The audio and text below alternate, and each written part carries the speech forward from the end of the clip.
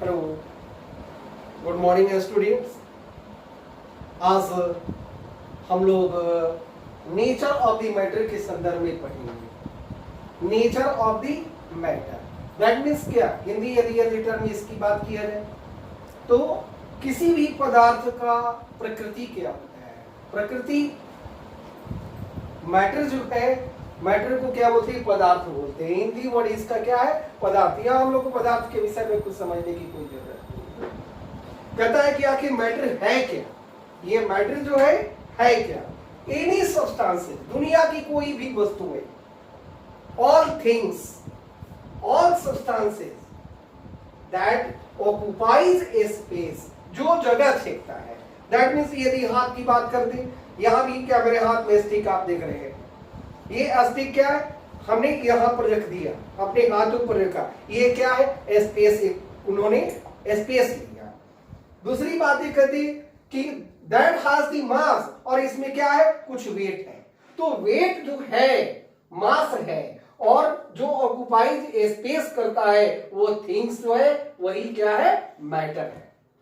Matter की हम लोग यदि डिफिनेशन इसको लिखना होगा तो कहते हैं क्या कि anything that occupies space has a mass is called matter. Clear? कोई दिक्कत नहीं है। अब यदि बात हम लोग करते हैं कि कोई भी मैटर, यदि हमने अपनी अराउंड की बात कर ले, अपनी अराउंड में यदि जाकर के हम लोग देखें तो अपने चारों तरफ की यदि वस्तुओं को देखें, थिंग्स को देखें, तो वो उसको क्लासिफाइड किया जा सकता है क्या कि वो मैटर जो हो सकता है नेचुरल मैटर हो सकता है या मैन मेड और आर्टिफिशियल मैटर हो सकते हैं। फॉर एग्जाम्पल, यदि एयर कहते, एयर को हमने बनाया नहीं, कोई मानव इंसान ने नहीं बनाया, इसलिए एयर क्या है? नेचुरल मैटर है। वाटर जो है, सॉइल है, इस तरह से ये that is example of the natural matter और natural substance. The things which are the man-made, which are the made by the man, that is known as the artificial things and artificial matter.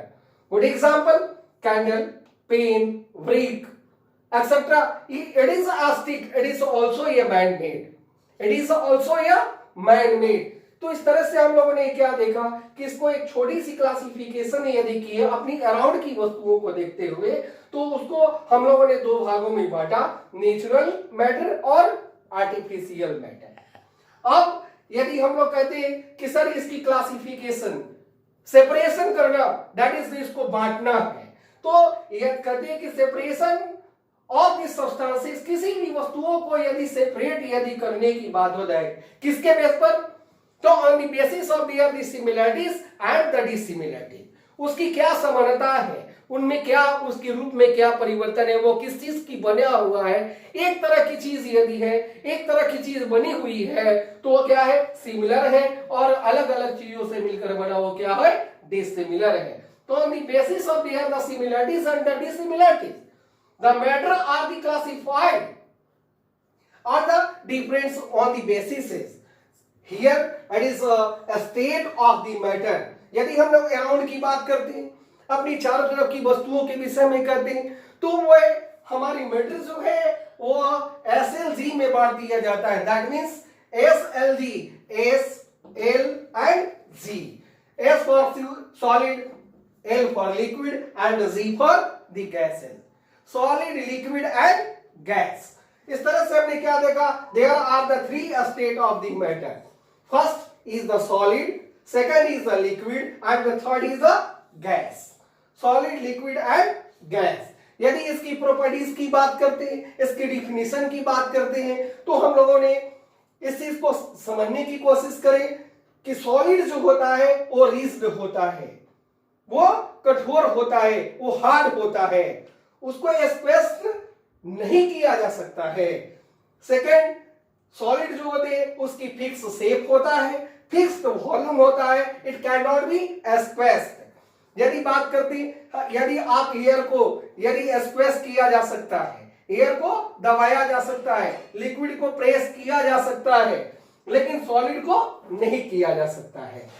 तो इसकी properties में हम लोगों ने क्या सीखा? इसकी एक खास जो प्रॉपर्टीज है कि सॉलिड जो होता है वो रिजिड होता है, फिक्स्ड उसकी शेप होती है, फिक्स्ड वॉल्यूम होता है, it can not be squeezed. लेकिन यदि लिक्विड की बात करें, it can also it not rigid, no fixed shape and but the fixed volume, it can not be, it can squeezed. हमने क्या देखा कि लिक्विड को भी एक्वेस्ट किया जा सकता है, दबाया जा सकता है, वो दब सकता है।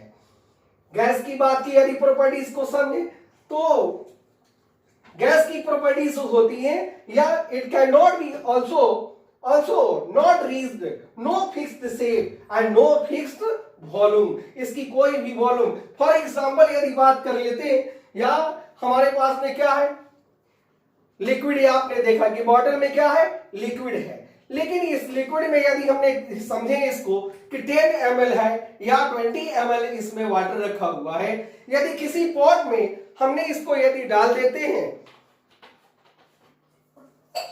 सपोज यदि वाटर की ग्लास को हमने इसमें डाल दिया, तो यहां अभी आप देखेंगे कि इसकी जो वॉल्यूम जो है वह क्या होगा फिक्स्ड है, लेकिन इसकी शेप क्या हो गई, पहले था क्या बॉटल की शेप में था और अभी क्या हो गया ग्लास की शेप में हो गया।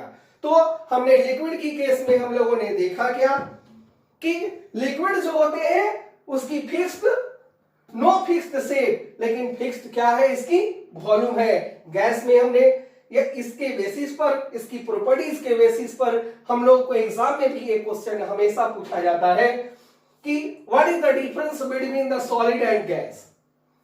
तो बच्चे हमारे आसानी से इस चीज को लिख सकते हैं कि सॉलिड रिजिड होते हैं, फिक्स्ड इसकी शेप होती है, फिक्स्ड वॉल्यूम होता है, it can not squeezed and gas ordinary. इस तरह से हमने क्या चीज देखा, ये तीनों कॉलम को किसी भी डिफरेंस को यदि पूछा जाए लिक्विड और गैस की, तो इस तरह से हमने इसके डिफिनेशन को हमने क्या किया जा सकता है